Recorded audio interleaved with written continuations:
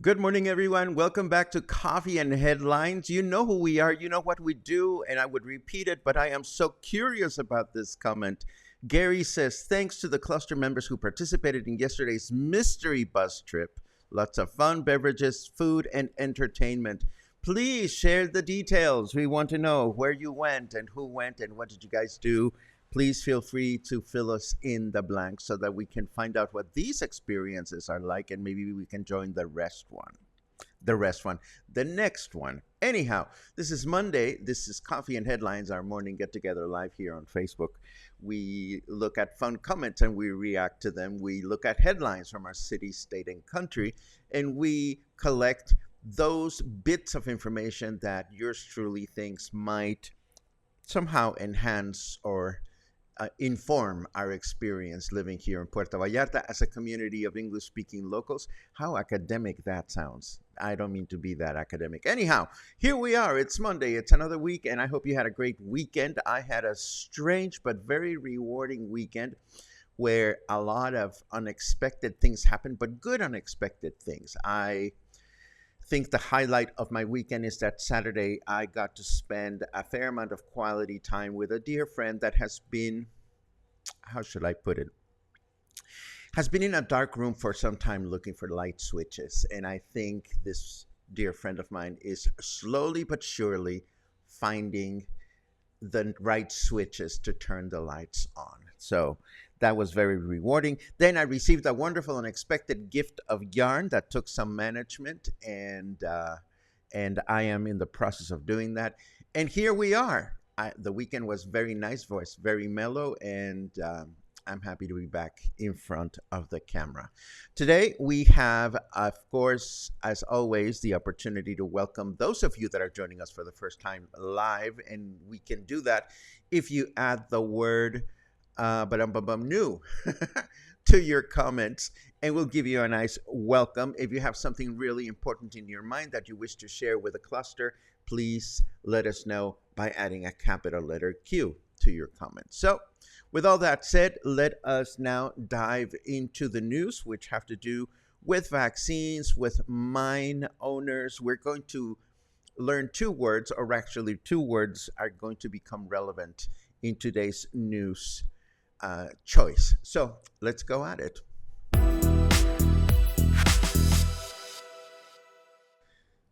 Oy, and it's already a schwitzy. Okay, in this past Saturday's pediatric campaign, 1,140 vaccines were applied to minors ages 5 to 11 years of age out of the available 2,500. After the vaccine was over, after the campaign was over, Jaime Alvarez Sayas, who oversees our sanitary region, announced that vaccines for minors will be available again in approximately 1 month. Now, you may remember that back in August, on August 3rd to be precise, 10 workers at a coal mine in Coahuila were trapped, and the owner of the mine, the coal mine, has been apprehended by Mexico's Attorney General office. Apparently, he was not mining in a lawful way, not to mention that he is wanted for questioning in regards to the aforementioned tragedy, which, of course, was not resolved. The authorities have said that they will try to get into the mine within the next 10 months, but clearly and sadly, I am quite certain that the miners are not going to be down there waiting. Next, I want to ask you how many people can stand together in Mexico City's Zócalo. Uh-oh. Was it me or did I just feel a tremor? I think I just felt something. How scary. Anyhow, the answer is 2,000. No. See, now I'm nervous because I think I felt a tremor. The answer is 280,000.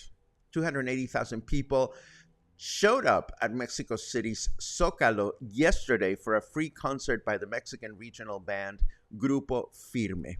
Apparently, Mexico's president Andrés Manuel López Obrador was so thrilled he wants to organize another free concert. That's a lot of people. Of course, you'd think that 280,000 people would be all perfectly well behaved, right? Well, we don't live in a perfect world, and there are always situations and people that, as we say in Mexico, serve dinner with the copper instead of the silverware. In Spanish, we call that enseñando el cobre, which is when you behave in a way that is embarrassing and not very well educated. Of course, this is a red carpet invitation for classist and discriminatory comments online. So what were these unruly people called? Well, that is the word that we are going to learn today, and it is a word that is naco. The word naco, just as an FYI, for starters, it's a word that we're going to talk about, but we're not going to call people this to their face, ever, ever, ever. We need to be very upset. This is not a four-letter word, but this is not a word that you call people to their face, certainly not in Mexico. The meaning of the word, according to the Royal Spanish Academy, is that a naco is an Indian. And again, we've kind of established before that calling somebody in Mexico an Indian is not going to get you this person is not going to be your best buddy. There is a Nahuatl source, or the word can be traced back to the Nahuatl, and the Nahuatl origin is Xinacatl, and that word means a person that is not a person that is a low resource person, somebody that doesn't have any means, somebody that is not well dressed, etc., etc.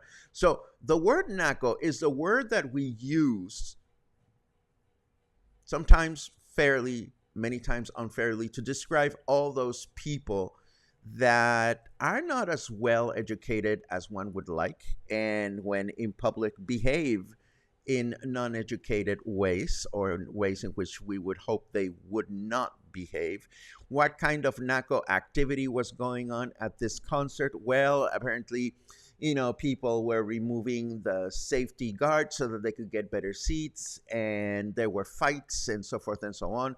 So this is just knowledge that I'm putting before you so that you can learn another word.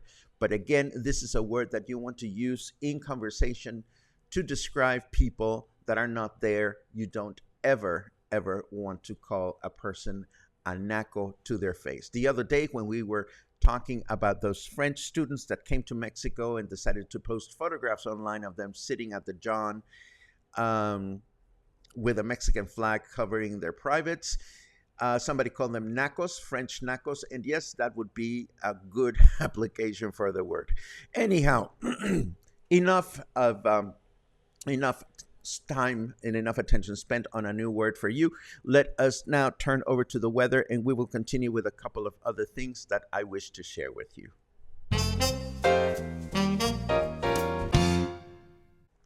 Did you know your entire life is meaningless in the grand scheme of things? Well, I suppose in the scheme of things, my life is pretty meaningless, but it's still my life, and I'm going to live it as fulfillingly as I possibly can. I don't even know if fulfillingly is a word, but I just made it up.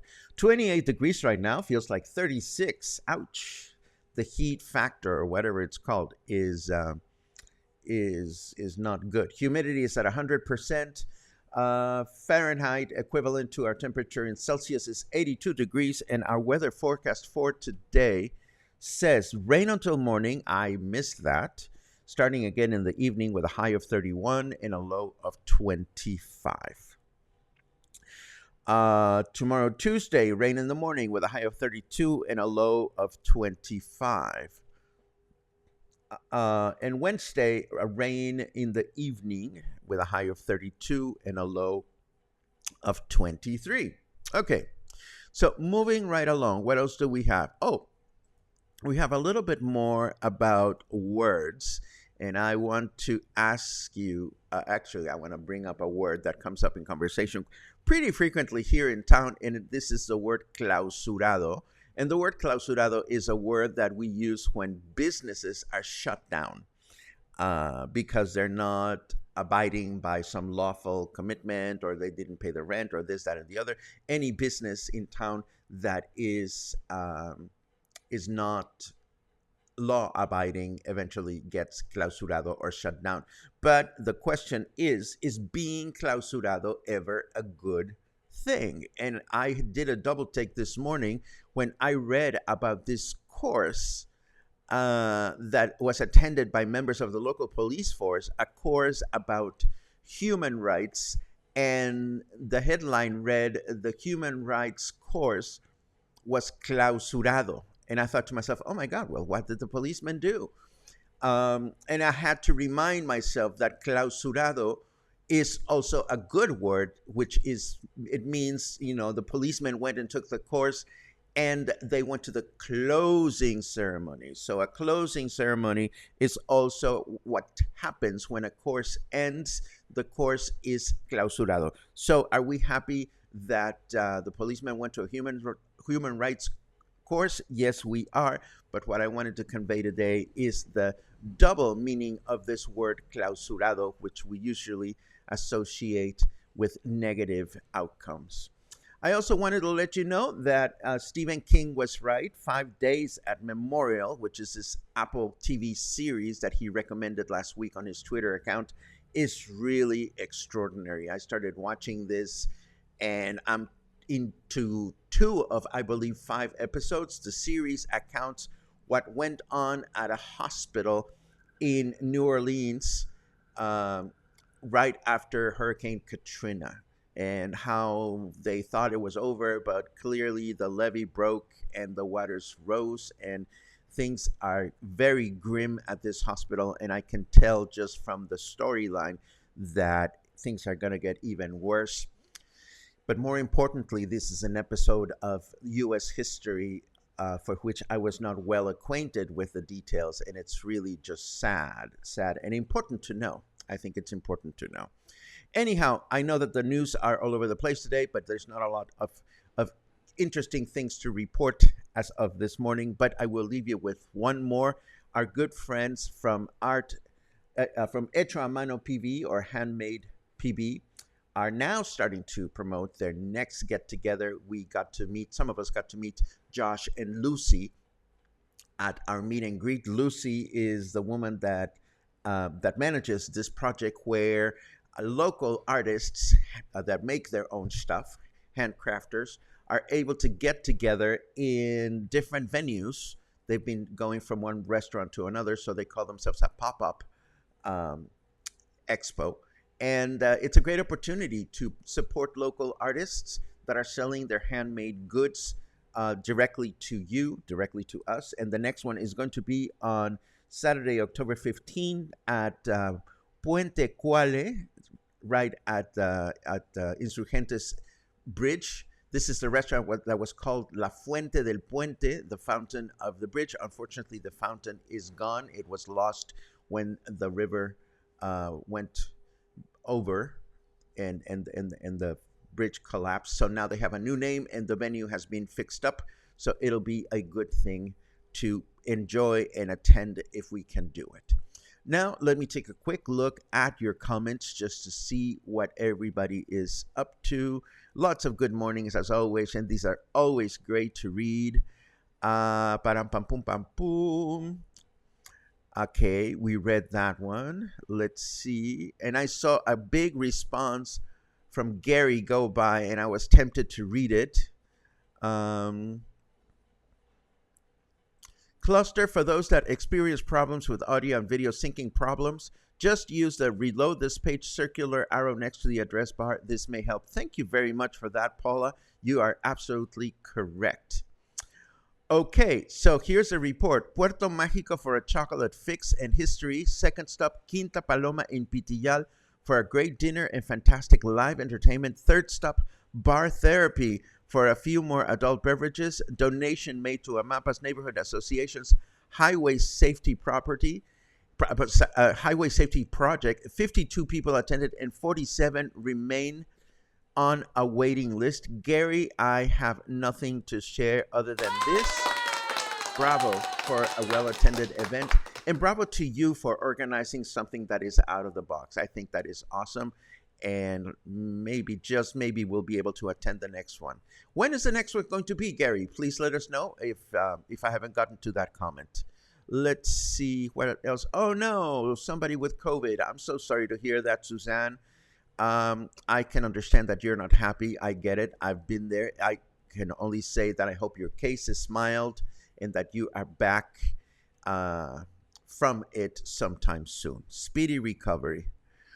A Titanic moment, perhaps. Oh dear. I don't know what this is related to, Dave. That's how short my attention span seems to be this morning. But if I can put A and B together before the broadcast is over, I will gladly react to your cue. Let's see. Sherry says, I would be nervous in that large group. Interesting, because I know that I would be nervous too, but I'm not sure what I would be nervous about, whether it's just the large number of people, period, where I don't know if I would be nervous for potential violence, when it erupts spontaneously, or COVID, or a combination. But yes, large groups after COVID is something that has remained a no-no for me for whatever reason.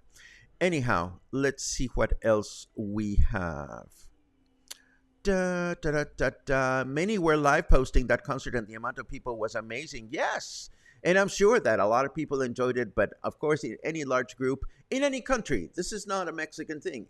In any large group, in any country, there has to be some butthole,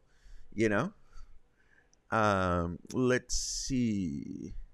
And yes, naco, the way the people use it, is an insult, which is why you can use it in conversation, but I certainly don't recommend calling someone that to their face. And John, you can not call someone pendejo to their face unless it's a close friend and you have a good reason to use that word. Pendejo is not a nice word to call somebody.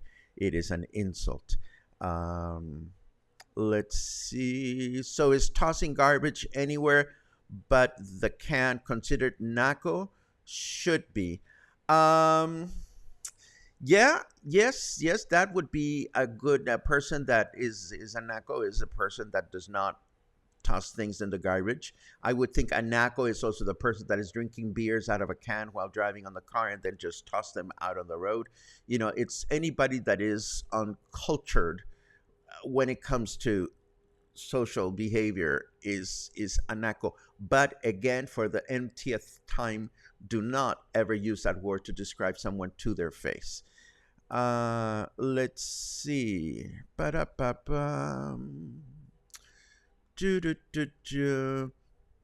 Many of the gas pumps at Costco were clausurado this weekend. They had been clausurado. I know we reported that a few weeks, maybe months ago. I hope they were back in operation and they were clausurado again, because if they have not been working all this time, that would be lamentable. La palabra aguas, the word aguas, is also used when someone is trying to tell you to watch out. Do you know where that came from, Luisa? I don't know if you know the origin of aguas.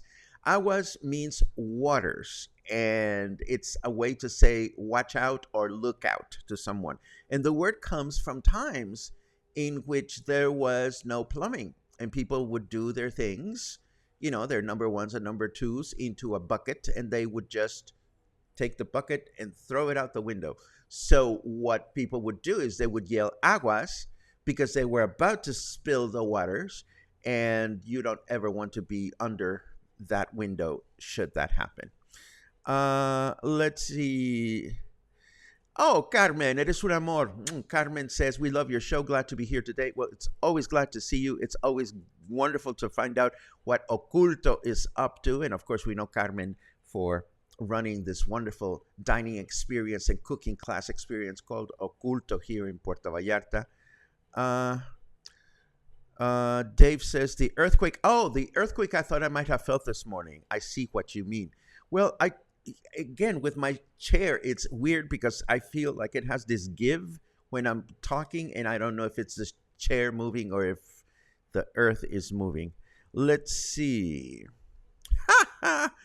In that large group, I would get nervous about where the bathroom is at. I totally hear you, John. I am one of those people that needs to know where the closest number one outlet is. I do know